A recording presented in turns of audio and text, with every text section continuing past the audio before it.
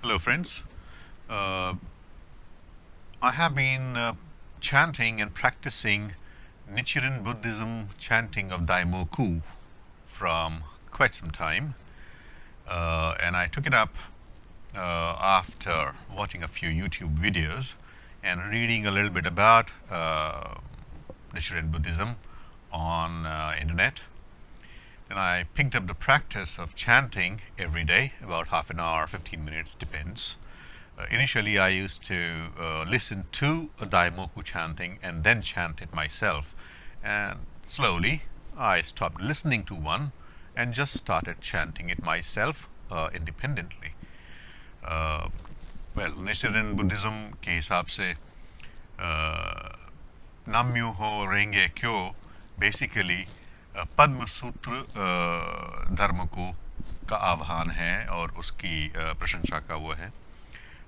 लेकिन चैंटिंग करते समय धीरे धीरे मुझे इसका जो मैकेनिज़्म पता हुआ, तो मैंने इसके बारे में थोड़ा सा और पढ़ा और थोड़ा सा इंट्रोस्पेक्शन किया। आई ऑब्जर्व्ड माई सेल्फ, अपने आप को मैंने ऑब्जर्व किया कि ऐसा क्या प्रक्रिया, कौन सी प्रक्रिया हो रही है जिससे इसके फ़ायदे हैं या इसका क्या लाभ है, क्या प्रोसेस है, इंटरनल मैकेनिज़्म क्या है। And what I came to know or what I observed, I'm going to share that with you. आप लोगों के साथ साझा करना चाहता हूँ, और इसलिए खासकर क्योंकि जो लोग भी चैंटिंग कर रहे हैं इसकी, उनको इसके पीछे की शायद वर्किंग मालूम नहीं है या उसकी हिस्ट्री मालूम नहीं है। तो पीछे की फ़िलासफ़ी या हिस्ट्री मालूम होने से बहुत मदद होती है। तो let me just start with that. पहली बात तो ये कि दाइमोकू ये निचिरेन बुद्धिज़्म का एक अंग है, और इसका मतलब वही पद्म सूत्र के बारे में की प्रशंसा है, पद्म सूत्र धर्म के बारे में उसका आह्वान है। और वैसे एक बात इसके पहले जानने की है कि जो हम लोग सुनते हैं, देखते हैं कि Vipassana is very famous across the world, specially in India. A lot of people, बहुत सारे लोग विपासना के वर्कशॉप्स करने आते हैं, इंडिया भी आते हैं, उसके सेंटर्स बाहर भी हैं। तो हमको ये जानना ज़रूरी है विपासना है क्या। विपासना बेसिकली एक पुराना ग्रंथ है जिसको बोलते हैं, शिव का ग्रंथ है, इसको बोलते हैं विज्ञान भैरव तंत्र। तो वैसे भी अगर हम किसी भी प्रकार के बुद्धिज़्म की बात करें तो द हेल्म ऑफ तंत्र, तंत्र का जो शिखर है वह बुद्धिज़्म है। बुद्ध ही तंत्र के शिखर हैं इस उसमें, और उसको स्टेप बाय स्टेप मेथोडिकल वे में प्रैक्टिस करने के लिए Buddhism gives you a very very simple and logical steps to attain Buddhism or to become a Buddha. But we should not forget that even Buddha became Buddha by following the old scriptures. So that's what पुराने जो अपने ग्रंथ हैं उनकी teachings को follow करते हुए ही बुद्ध को निर्वाण या बुद्ध को मोक्ष प्राप्ति हुई थी, या बुद्ध का रियलाइजेशन, एनलाइटनमेंट हुआ था। तो we have to keep intact, अपने को अपनी जड़ें नहीं भूलनी है। यह मेरा मंतव्य है, ये मेरा मन है इस वीडियो बनाने में। सो लेट्स से कि विज्ञान भैरव तंत्र में 112 डिफरेंट वेज हैं प्राणायाम करने के या सांस को ऑब्जर्व करने के, अंतःकरण तक पहुंचने के, अपने अंदर जो एक चिरंजीव आत्मा विद्यमान है उससे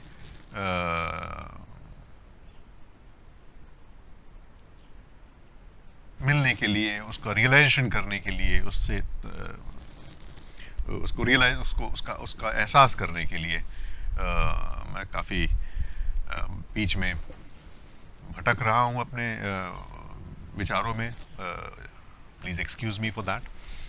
लेकिन 112 में से जो पहला है, जो पहला तरीका है, 112 अलग अलग इसलिए है उसमें कि आप एक एक करके 2-3 दिन सभी प्रैक्टिस करें और जो आपको अपने लिए बिल्कुल अनुकूल समझ में आए उसका अनुसरण करते हुए बाकी समय उस पर लगाएं। नाउ विपासना विज्ञान भैरव तंत्र में दिए गए 112 डिफरेंट मेथड्स का पहला मेथड है। अच्छा, क्योंकि बिना कुछ बोले चुपचाप स्थिर बैठना, तटस्थ होके बैठना बिना हिले बहुत ही मुश्किल है। यहाँ पर ये दायमोकु काम आता है। साथ में इसमें एक और चीज हो रही है, जब आप दायमोकु का उच्चारण करते हैं, नम्यो हो रिंगे क्यों, नम्यो हो रिंगे क्यों, जब ये आप उच्चारण करते हैं तो आप अपने दिमाग को, अपने आप को आपने एक काम दिया है वो उच्चारण करने का, जिससे कि जो आप चुपचाप रह के करते हैं तो आपका दिमाग ज़्यादा भटकता है। जब आप कुछ बोल रहे होते हैं तो आपका पूरा ध्यान उस बोलने में चला जाता है, तो आपका भटकाव कम हो जाता है। तो चैंटिंग करने से एक तो पहली चीज़ ये होती है कि आपका जो दिमाग का भटकाव है वो बोलने में फोकस होने के कारण वो भटकाव कम होता है, यानी इट मेक्स इट ईजियर, आपके लिए आसान हो जाता है किसी एक चीज़ पर कॉन्सेंट्रेट करने के लिए। तो पहली चीज़ तो चैंटिंग की ये हो गई। दूसरी बात है, जिस प्रकार की चैंटिंग है, नाम्यो रिंगे क्यों, आपको ये ध्यान देना है कि आप इसको मुंह या गले से नहीं बोलना है ना। ये जो चैंटिंग है ये गले या मुंह से नहीं बोलना है, ये सीधे नाभि से आनी चाहिए, जिससे आपका मूलाधार से लेकर सहस्रार तक पूरा कंपित हो, जो कंपन चल रहा है अंदर। आप अगर ध्यान से देख, मैं एक बार कोशिश करता हूँ बोलने की, हो सकता है गलत भी हूँ तो मुझे आप करेक्शन कर दीजिएगा, लेकिन ये ऐसे है, नम्यो रिंगे यो, नम्यो रिंगे यो, नम्यो रिंगे यो, नम्यो रिंगे यो, नम्यो रिंगे यो, नम्यो रिंगे यो। सो जब आप ये रिपीटेडली करते हैं तो आप देखेंगे कि आप सीधे बैठे हैं, अगर मेरुदंड सीधा है आपका, आप पद्मासन में या सुखासन में बैठ के इसको कर रहे हैं, तो यू विल फील, आपको लगेगा, धीरे धीरे ऑब्जर्व करिए अपने आप को, लगेगा पूरा ये चैनल जो यहाँ से यहाँ तक लेकर वो रेजोनेट कर रहा है, कंपन कर रहा है, उसको वाइब्रेट कर रहा है। ये वाइब्रेशन निरंतर होनी चाहिए, है ना। तो लेकिन आप निरंतर तो कर नहीं सकते हैं, क्योंकि आपको सांस लेनी भी है, और शब्द तो तभी निकलेंगे जब आप सांस बाहर छोड़ेंगे, यानी जब आप पूरक कर रहे होते हैं तो आप बोल नहीं सकते हैं, कुछ उच्चारण नहीं कर सकते हैं, क्योंकि सांस अंदर ले रहे हैं, पूरक। जब आप रेचक करते हैं कुंभक के बाद, कुंभक तो एक हल्का सा सेकंड का होता है अगर आप प्रैक्टिस नहीं कर रहे हैं तो आप जब रेचक करते हैं तभी आप कुछ बोलते हैं उसमें, है ना। तो जब आप रेचक कर रहे हैं तब आप बोलेंगे नाम्यो हो रेंगे क्यों। बेसिकली ये भी एक तरीका है प्रैक्टिस का, जो इसी मंत्र में या इसी चैंटिंग में इन्वॉल्व है। ये चैंटिंग आपको basically, it is helping you train your mind as well as your breath simultaneously। एक साथ आपके दिमाग और आपके प्राण को ये कंट्रोल कर रहा है, उसको प्रैक्टिस दे रहा है, उसको कंट्रोल, धीरे धीरे आपके अंदर वो कंट्रोल पैदा कर रहा है उसके प्रति, उसमें कि आप कैसे उसको मैनेज कर रहे हैं, कंट्रोल कर रहे हैं। जैसे कि जब आपने ऑब्जर्व किया होगा या नहीं किया तो अब करिएगा, कि जब आपने शुरू किया था तब आप एक सांस में 3 या 4 बार बोल पाते थे नाम्यो हो रेंगे क्यों, है ना। उसके बाद फिर आप दोबारा सांस लेते थे तब वो चुप हो जाते थे, और उसके बाद फिर दोबारा जब सांस बाहर निकालते थे तो फिर नाम्यो हो रेंगे क्यों। तो अब आप जब करिए इसको, तो आप एक कोशिश करिए कि जब आप सांस लेते हैं तो मन ही मन में आप नाम्यो हो रेंगे क्यों ये चलता रहे, और इसको आप गिनिए, है ना।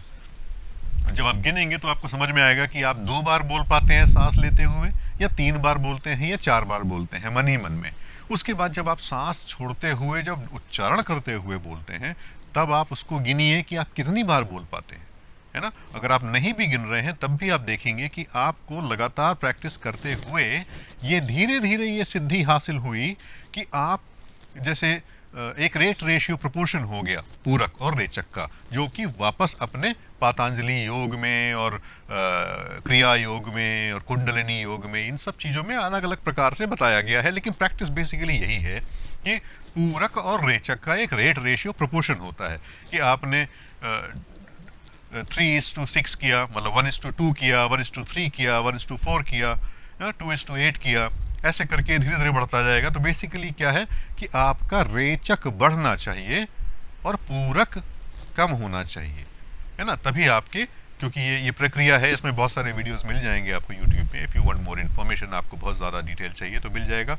मैं इतनी डिटेल में नहीं जाना चाहता और ना ही मुझे इतनी जानकारी भी है, जितनी है उस हिसाब से बता रहा हूँ कि जब आप ये करते हैं धीरे धीरे धीरे धीरे करके आपका रेचक बढ़ता जाता है, उसका एक रेशियो बढ़ता जाता है कि आप पूरक तो 3 बार करते हैं या 4 बार बोलते हैं नम्य हो रेंगे क्यों, और रेचक आप 8 बार बोल लेते हैं। उसके बाद फिर चुप होके पूरक करते हैं, दिन में मन में 3 बार वो बोलते हैं, और 9 बार फिर आप जो है नम्य हो रेंगे क्यों बोल सकने की स्थिति में आ जाते हैं, जो शायद पहले 2 ही बार बोल पाते होंगे कि 2 बार अंदर पूरक में, 2 बार रेचक में।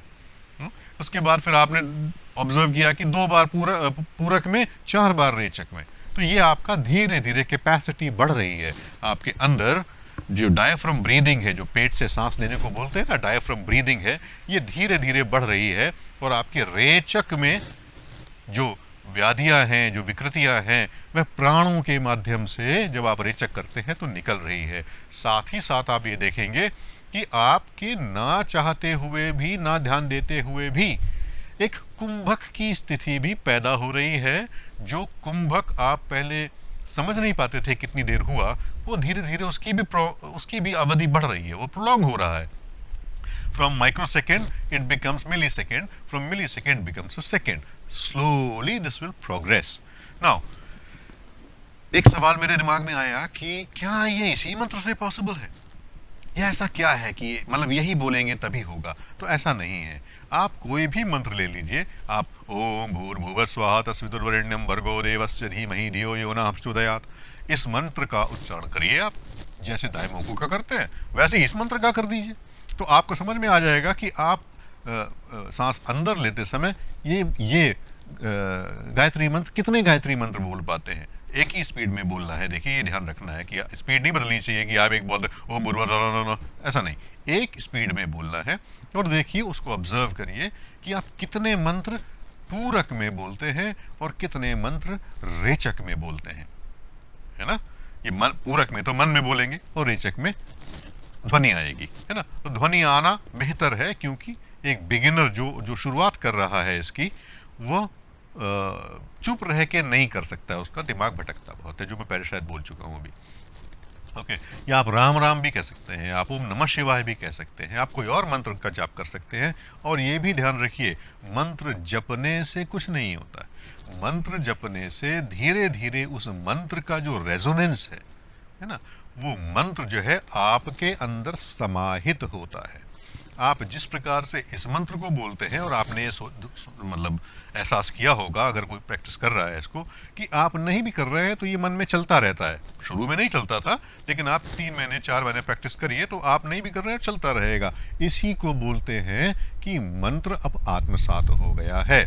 जब इसकी अगली स्टेज आएगी तो आप नहीं भी कुछ कर रहे होंगे, आप कुछ मतलब चुपचाप बैठे होंगे, तो यह स्वतः इसका उच्चारण चल रहा होगा। तब यह मंत्र आप सिद्ध कर चुके हैं लगभग, या आप सिद्ध करने की स्थिति में आ रहे हैं। आपके शरीर में ये आ गया। मंत्र स्वयं, जो मंत्र की ध्वनि है, स्वयं देवता के रूप में वो सारी प्रॉपर्टीज, वह सारे गुण आपको देती है। आप खुद ही वह मंत्र बन जाते हैं। यह इसका टारगेट है, यह इसका लक्ष्य है, यही हम कर रहे हैं। तो आप दायमोकू कर सकते हैं अगर आपको वह आसान लगता है, और इसलिए आसान भी है क्योंकि यह एक संगठित तरीके से फैलाया जा रहा है, संगठित तरीके से लोगों को बताया जा रहा है, जो कि बहुत अच्छी बात है, क्योंकि अंत पंत तो सभी उसी जगह पहुंचेंगे। और चाहे इस रास्ते जाए या उस रास्ते जाए, किसी भी रास्ते जाए, जाना तो पहुंचना तो आपको वही है। लेकिन यह ज़रूरी है कि आप जाने पीछे का थ्योरी क्या है, पीछे की फिलॉसफी क्या है, कहाँ से उद्गम हुआ इसका, स्रोत क्या है इसका, है ना, ताकि आपका भटकाव जो है मन का कि नहीं हमारे पास तो ये था नहीं, हम तो इंपोर्ट करके लेके आए। तो इंपोर्ट हमने नहीं किया है, यह सिर्फ हमारे पास कहीं और से आया है। और चूंकि हमारा मनोविज्ञान ऐसा हो गया है कुछ सालों में कि हमें हमारी चीज़ समझ नहीं आती, बाहर से कोई चीज़ आई है तो वो समझ में जल्दी आती है। मैं इसको बाहर से नहीं बोलूँगा, इसके लिए क्षमा चाहूँगा अगर आप ऐसा समझें। लेकिन कोई भी चीज़ कहीं से भी आए, अगर अच्छी है तो हमें अपनानी चाहिए, हमें फ़ायदा करती है तो अपनानी चाहिए, हमारे लिए काम करती है तो अपनानी चाहिए, है ना। सभी चीज़ें अच्छी हैं, डिपेंड करता है कि आपको क्या पसंद आता है ना। तो इस बात को समझिए और वेल मुझे इजाज़त दीजिए। अगर ये समझ में आया हो तो ठीक है, नहीं आया हो और इसमें कुछ डाउट्स हों, कुछ सवाल हों, आप मुझे करेक्शन करना चाहते हो तो डेफिनेटली कमेंट्स में लिखिए। और